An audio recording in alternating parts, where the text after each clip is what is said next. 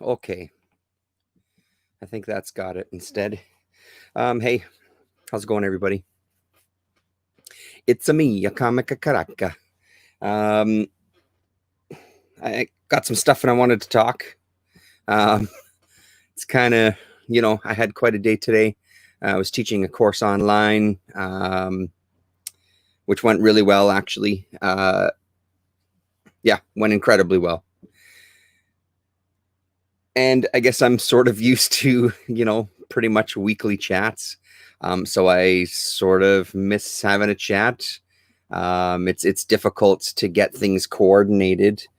But I was just sitting down to watch some videos and had the urge to talk. So here we are. I caught some of Jared Osborne, Paolo, and I can't remember the other guy's name. Apologies. They do a live chat once a week as well. So I got to catch bits and pieces here and there. I lay down to watch a bit of their video and passed out on the couch for 45 minutes, unintended. It must be the weekend. So just to start off with, last time I was on, I was talking about Andrew Zuckerman, and this one also has Aaliyah O'Brien on flute and organ, Andrew Zuckerman doing synthesizers and electronics. Even This Old Town Was a Forest. Got the tape. So when you buy stuff on Bandcamp, generally you get a download code as well too. And I listened to this a couple of times now. I really, really like this. This is a fantastic album. Like I was saying when I first talked about this, the mix of kind of a little more traditional instruments with the electronics, I think works incredibly well. There's these electronic interludes as well that are amazing. So I might give this a listen later tonight on the tape deck. Now that I've heard it on the computer, the nice crisp digital version, I'll listen on the mono old tape deck that's really hissy and scratchy, which I'm looking forward to. So that was highly recommended. Another one that I got in the mail. I'm a big fan of Hans Grussel's Cranking Cabinet, and they played this Tusk Music Festival in the UK. What was it? Was it 2018? 2017. And it was a collaboration with Staraya, Davinia, and Hans Grussel's Cranking Cabinet, Still Life with Apples, and there was a limited edition cassette that came, so it came out as well. So I pre-ordered it. That showed up this week. I listened to this a couple of times as well. It's good. I wouldn't say it's as good as this tape. There's some really great stuff on it, though. I found the mix. It sort of had a bit of a kraut rockish type of vibe. Ish. That's a fairly big ish. There's a Finnish band called Circle that, as their name implies, they do kind of really rhythmic and just continual and adding little elements as it goes on. It had elements of that in it as well.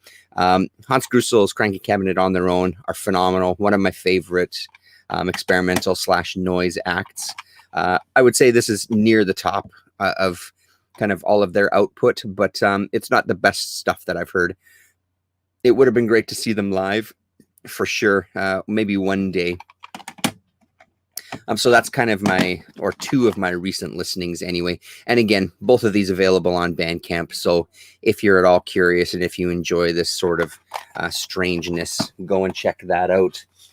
I also listened to this, which was the Soulless Music comp from Fleshtone Aura, which is Zuckerman again. And this was pretty good. I think the other one was better. That first cassette was the hit of the week, but this one was enjoyable as well. So just kind of dive right in. Went to Galaxy and I had a few things in my bin, picked a few things off the shelf, went upstairs to look through their graphic novels. I've talked about it before.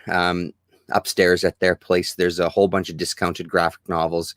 It seems like every time I go there, because I don't get there once a month, it's kind of once or twice every 2 months lately. I always go and have a look. They're always kind of running different books through those bins. There's a lot of the same things repeatedly, but there's a couple of bins that seem to change regularly.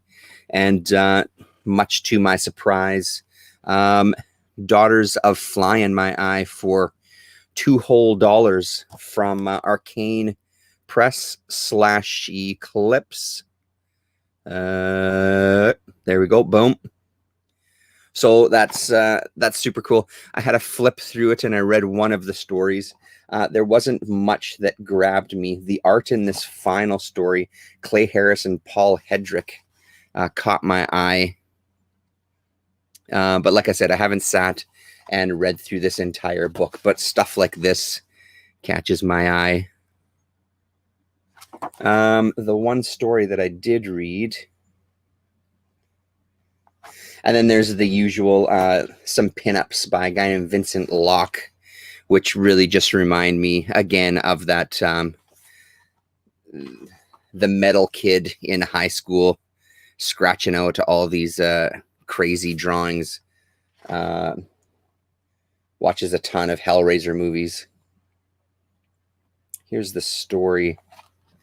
It's called Lover's Leap.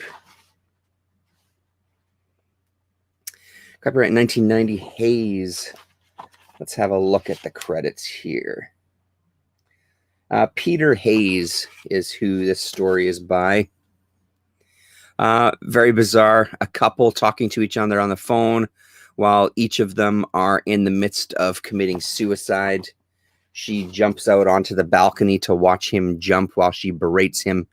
He slams into her and they go crashing down to earth. But instead of going splat, they go underground and fall into a giant hand that leads them through various hellscapes. Interesting, you know. I have vague memories of Fly in My Eye, the first series, and it's some of that stuff that's just not with me any longer. I don't know if they're good memories. I just remember having it. I think sometimes some of this stuff puts me in the mindset of like some teenaged angst, and it's not exactly the most comfortable mind set to be placed in. I guess I was a fairly angsty teen. I don't know, but it does something weird to me. That's for sure. When I see stuff like this, it does put me in a not so comfortable mindset that I don't really enjoy spending much time in. So I don't know if I'll sit and really dig into this book. There's some John Bolton stuff in here. But nothing, like I said, there's some Matt Howarth as well, too. Nothing that screams out at me that I really want to read. Again, it's more for the completist element of the Eclipse comics. But again, $2 measly. Why the hell not? Very nice. On my search, it's now, I was talking about this on Twitter. It's now the third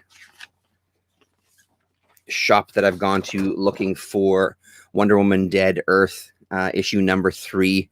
And I have 1, 2, and 4. Galaxy had back issues of 1 and 2. And then on the shelf, they still had number 4, but no issue number 3.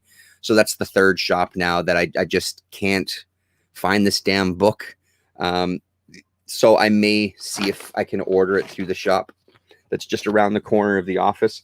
But they had a stack of these by the front door, so I took one because that'll go up in the space.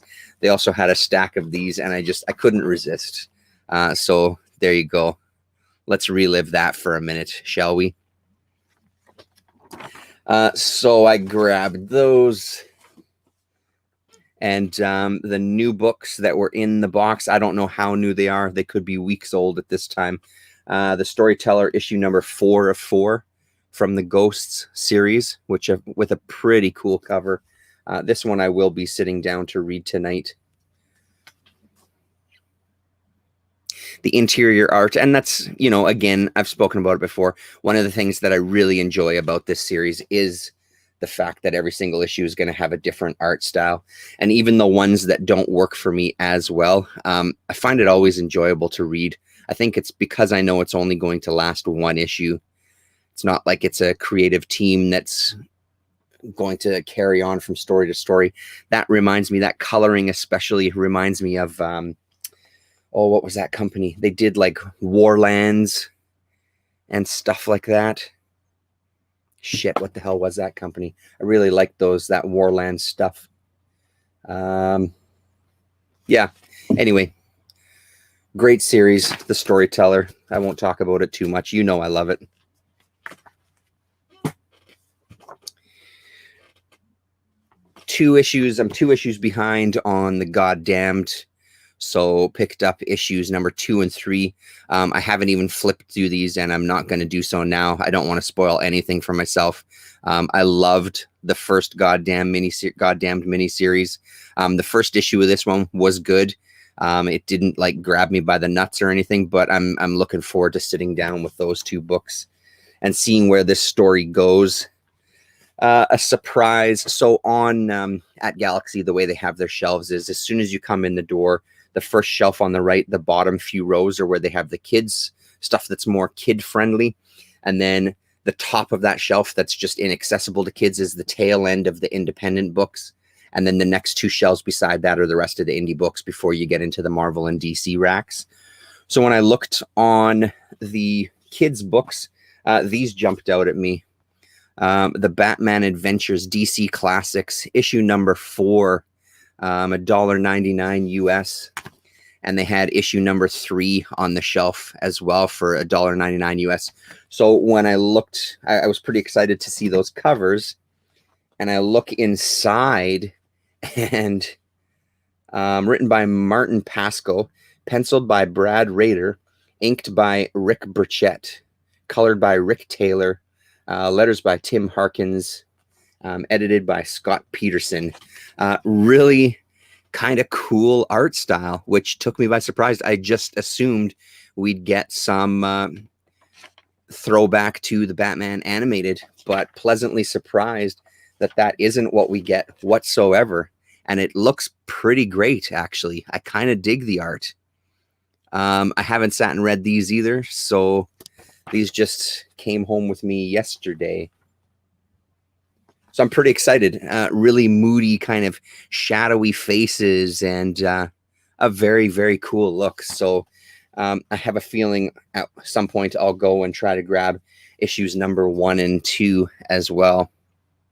Yeah, I mean, I love this shit. I love the animated series stuff. So, and then who do we have for issue 3? Kelly Puckett, penciler Ty Templeton, inker Rick Burchett again, colorist Rick Taylor again. It wouldn't be Batman animated if there wasn't a Joker story in it. That's a little more like the animated series. A little bit different look to Batman there. Those eyes specifically, a little bit rounder. Yeah, so those will be fun. That's pretty great. And for dirt cheap too, $1.99. When's the last time you saw a $1.99 comic? And then I was a couple of issues behind on Batman The Adventure Continues. So I picked up issues number 3 and 4. They didn't have any more left on the shelf, so I ended up with one of the variant covers, which has it's actually a pretty good cover. It has a little bit of a thicker cover. It cost $1 more than the regular issue, but what the hell? It's not the end of the world. It's not like I'm buying these too much. So this is Alan Burnett and Paul Dini, writers, Ty Templeton, the artist in here, Monica Cabina, the colorist, Josh Reed, letterer, and then Ben Caldwell is the variant cover artist here, right? I don't know. Does that signature say Caldwell? What the fuck do I know? Anyway. So in here we get this is the classic. These are the classic teams here for this book. So looking forward to that. So that's issue number 4. And then, like I said, there's issue number 3. The really great cover there as well. And the paper inside is really nice too.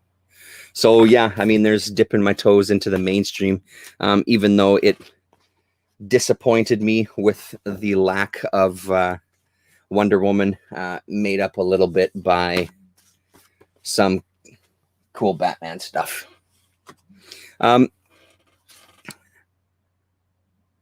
These Strangers zine, sorry, I'm spacing out there. My mind started wandering to something else. Forgot what I was talking about. So Strangers zine, it's on issue number 3. And it's one that, again, I've always wanted to try out. Richard Corbin interview in this one, and that kind of sold it for me as far as I really should give it a shot. So this one came with a little mini comic, which looks like, what was it, Wild Dog there? And then some sort of image and some sort of, I don't know what else. Or, yeah, was it Wild Dog or Wildcat, or who the fuck knows? Anyway, a bunch of characters into one there. A couple of characters that I have no goddamn idea who they are, nor do I really care too much. So anyway, it came with that. This was fun. I flipped through both of these. I haven't read them cover to cover, but I've read spots here and there. The first thing I read, as soon as I opened up the package, I flipped to the Corbin interview and started reading that. And when he's talking about, he talks a little bit about Fantagor Press coming back and basically doing things through Kickstarter that will be under the Fantagor imprint. He's already had, pardon me, a couple of successful Kickstarters, and I'm going to have to, I'm kicking myself because I've got to follow these things more with some of the creators that I really like. I'll have to keep checking in on his website to follow any future Kickstarters. And it's not the most deep down dig into his career. It's a lot of stuff that I've heard before in the other zines that I have, where there was these older interviews with him. Still cool to see he's still around. Still fantastic that he's still kicking and getting in there and now adapting to Kickstarter and wants to create more things, or at least maybe collect some things. Super cool. He talks a little bit about working for Marvel and how that came along, and was surprised when he actually enjoyed doing a few things with them. Him and Jan Sternad, I guess they proposed a couple of other things too that were pretty much turned down. So fantastic guy. So then we get also many artists got to learn. D. Moses talks shop with Josh Baer in this issue. We get some comics. We get an ad for some comic shops that carry Strangers zine. Iodine, written and drawn by Connor McCann.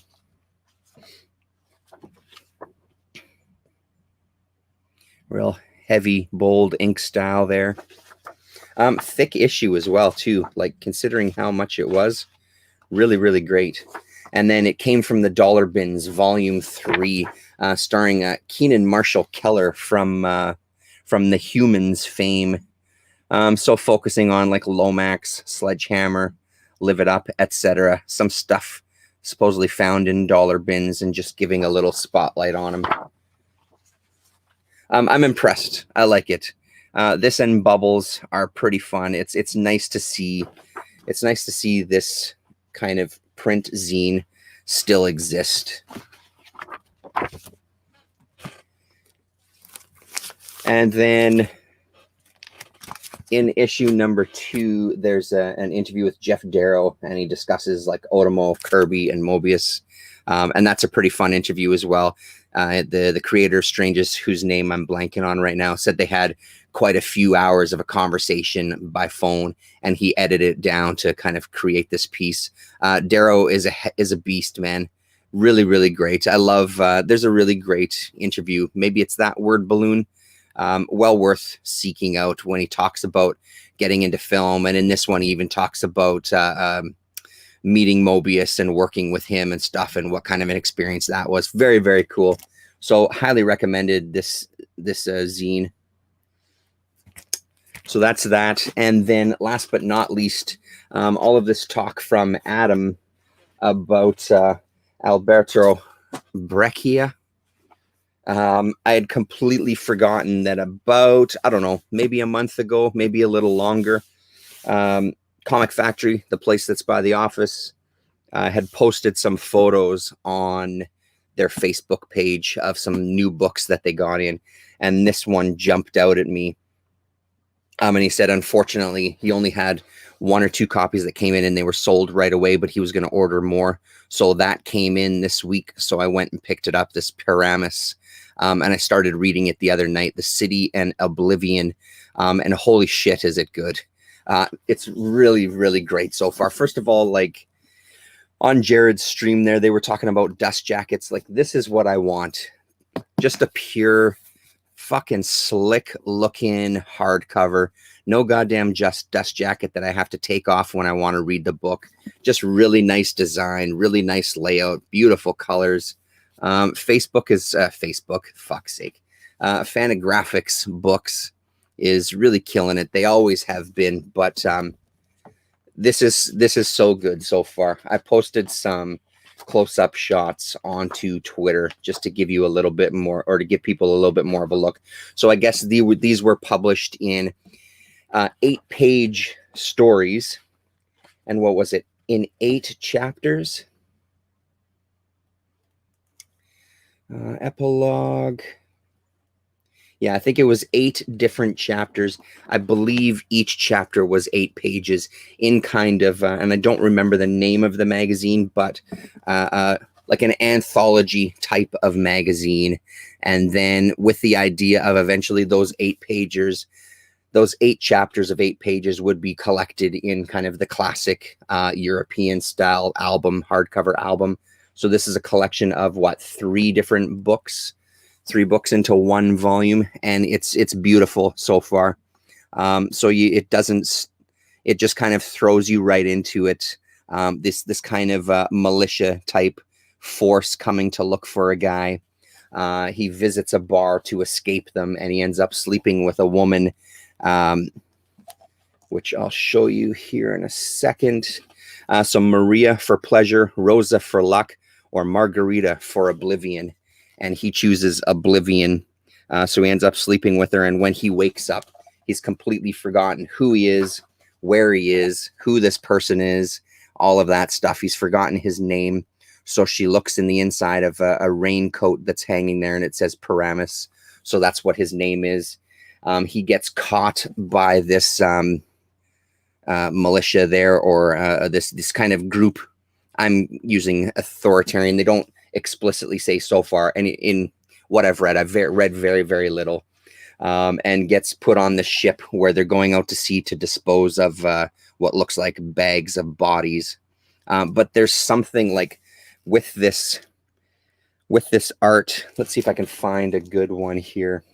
Well, that's a ridiculous thing to say, because every single one is a good one.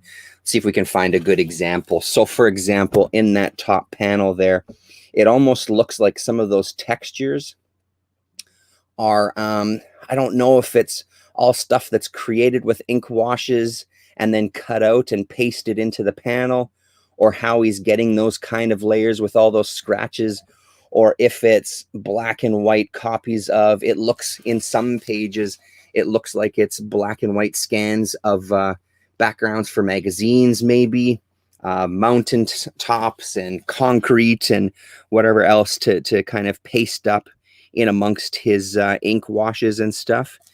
It's fucking beautiful. It's really, really gorgeous stuff. So I'm really glad that I picked this up.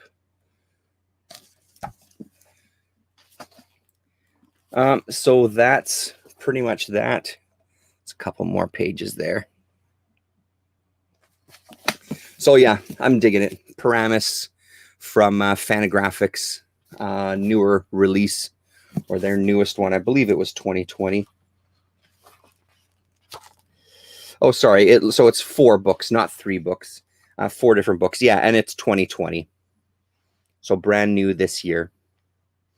Jacob Covey is the designer, who now, of course, I'm guessing that everybody knows. There's an interview with him on the Kayfabe channel that's worth checking out. He just talks about design in general and the work that he's done, and what it was like when he first got to Fantagraphics books and kind of taking over, updating their logo, that sort of thing. It wasn't about redesigning. It was just more about updating the look of their books. And this is fucking beautiful. And then the other thing I've been just devouring is Noah Van Sciver's channel. I've watched a number of interviews there. There's been a couple of videos that I've had varying degrees of luck. I find it really interesting because of the types of cartoonists that he's interviewing. He's definitely interviewing more indie, undergroundish, arty type of creators, which is killer because it's nice to get that perspective. He does interview a couple of people, like I've spoken about before, like Dennis Kitchen, who are a little more, well, I shouldn't say this because I'm sure in other circles, the other artists are really well known. They're just not as well known to me. This Casanova Frankenstein, for example, he's very well known. It's a newer name for me. His interview was borderline irritating because he seems like kind of a fucking dick, to be honest. But there was a couple of things he was talking about that were interesting for sure. And his art looks incredible, looks absolutely incredible. Well worth checking out his channel. I tried to watch the Box Brown interview. I think I got about 5 minutes into it, and 5 minutes of just seeing Box's ear in the frame as he was talking, I just couldn't tolerate it, so I stopped watching it. Box Brown did, like he did an Andre the Giant book. I've got some mini comics from whatever that company was. Was it Retrofit? I don't remember, but I've got a couple of Box Brown things that are pretty good. I'm not a huge fan, but I'll definitely be checking out Fanta Bukowski from Van Sciver. That collection came out this year, he was saying, during the pandemic, so it largely went unnoticed, but it is out there, so I'd love to give that a shot. That's about it, people. There's more stuff on the way. I've got some comics coming from overseas. I've got the Spinch game coming in the mail from the Kickstarter that I backed. So there'll be a couple more things as we carry on here, but just felt like talking for a bit. Thanks very much for watching in the future. The one viewer that's been off and on watching, thank you very much. Nice to see you all. And I don't know, man. We'll talk to you soon, yeah? Okay, later.